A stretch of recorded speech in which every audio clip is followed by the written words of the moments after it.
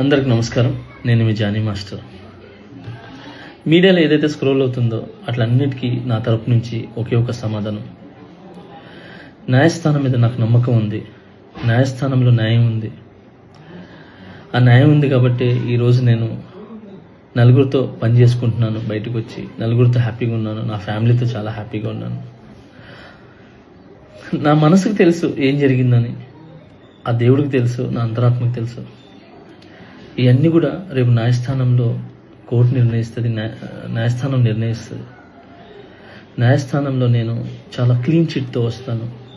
నిర్దోషిగా నేను బయటకు వస్తాను. ఆ రోజు మాట్లాడతాను. అప్పటి వరకు నేను నిందితుడిని మాత్రమే. సో నేను ఓన్లీ నిందితుడిని మాత్రమే. మీ ప్రేమ నాకు ఎప్పుడు ఇలానే ఉండాలి, ఇలానే ఉంటుంది.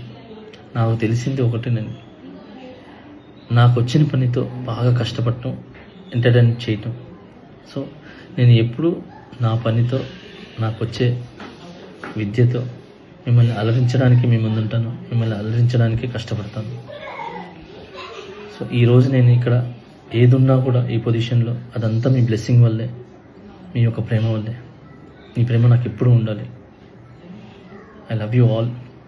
నమస్కారం. Thank you so much. జై హింద్.